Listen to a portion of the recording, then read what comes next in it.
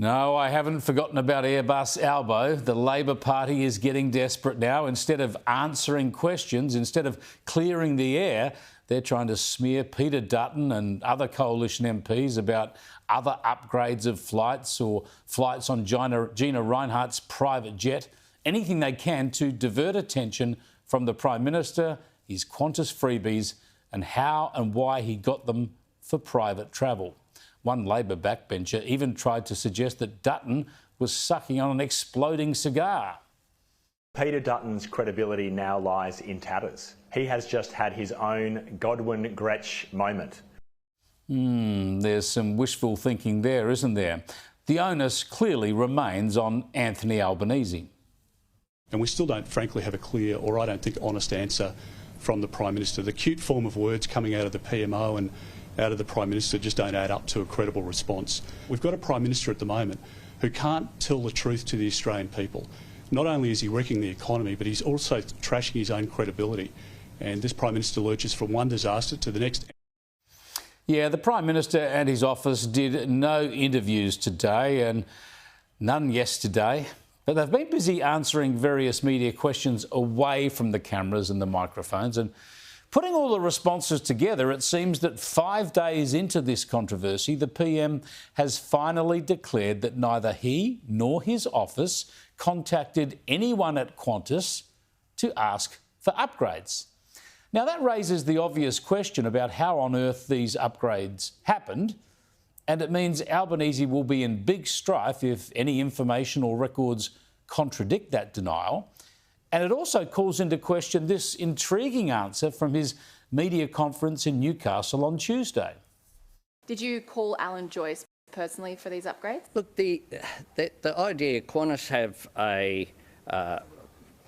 a number in terms of bookings that are private bookings. Yeah, so there was a phone number for private bookings, apparently. As I said last night, what was that number? Who answered it? Which Qantas executive? And who rang it? If nobody made any requests, what was the point of mentioning that number? We deserve to know. What was that phone number and whose phone did it reach? I mean, it surely wasn't this one, was it?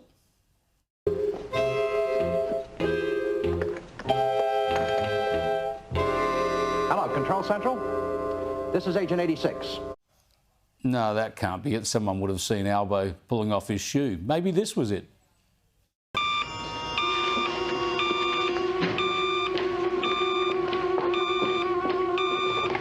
Yes? Batman, it's Robin. Robin, old chum. No, I can't think of anyone at Qantas by the name of Robin. Perhaps it was an old-fashioned phone like this one.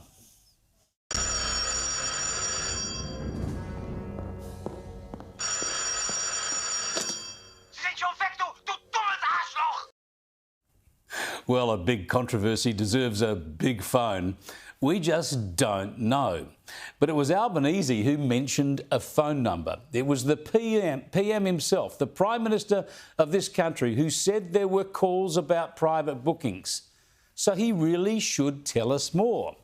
You see, he's not fronted the media since his train wreck media conference in Newcastle on Tuesday. In fact, that afternoon, he flew to Albury-Wodonga on the New South Wales-Victoria border with his Climate and Energy Minister Chris Bowen to announce a project with a pet food company.